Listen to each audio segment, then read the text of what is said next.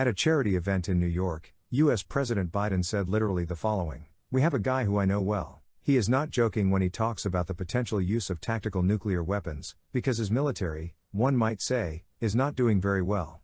We haven't faced the prospect of Armageddon since Kennedy and the Cuban Missile Crisis," Biden said, after which it became clear that the prospect of nuclear war is not an alarmist nonsense, since the first person of such a superpower as the United States spoke about it.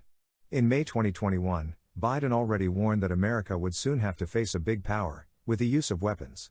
And a few months later it happened. Now he is preparing public opinion for the fact that Putin will try, at a minimum, to equalize the nuclear score. The dictator is haunted by the thought that the United States used nuclear weapons twice in 1945, when they attacked the Japanese cities of Hiroshima and Nagasaki. As conceived by the master of the Kremlin, a nuclear attack could force Kyiv to come to terms with the loss of territories and sit down at the negotiating table. In a conventional war, Putin cannot win. He simply has no one and nothing to fight with. Its mobilized mass is drunk and unfit for combat, poorly equipped and devoid of motivation.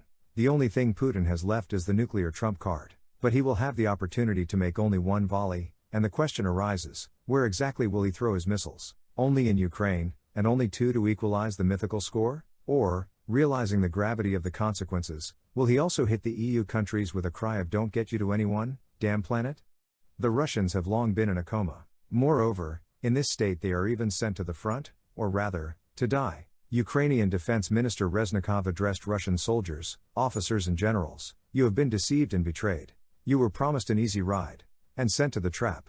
You are paying in blood for someone's fantasies and decoys. But it is unlikely that those who are fettered by fear and bound by the mutual responsibility of the criminal zone will hear it." In Moscow, in the absence of advertisers who had long since left the mournful cave, huge banners depicting the Mother of God were hung on large buildings.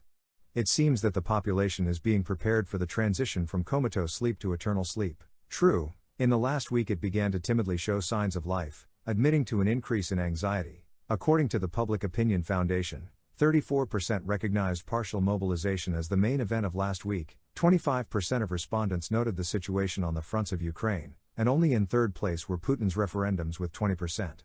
The level of social anxiety is very high, as much as 70%. 26% of respondents declared their calm moods. Perhaps they completed the survey without even waking up. Putin's mobilized people are recording heartbreaking videos and appealing to the population: "We are being treated like cattle." And after that, they still go to the territory of Ukraine with weapons in their hands. But there is also an indicative precedent. The Irks recruited by Prigozhin, having received weapons, united in a gang and rushed in a military vehicle from the Kherson region towards the Crimea.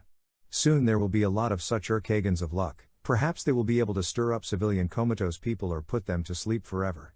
Propagandists demand that those responsible for the failure of the autumn campaign in Ukraine be held accountable. Even the collaborator Stremausov, who fled from the Kherson region, barely catching his breath, advises Shoigu to shoot himself. And Solovyov calls for the urgent return of the 58th Stalinist article about counter-revolution and plans for an uprising. A premonition of trouble hovers over the cave. The defeat in the war with Ukraine will bring down Russia into such a depression, multiplied by internal aggression, in comparison with which the dashing 90s will seem like a children's matinee.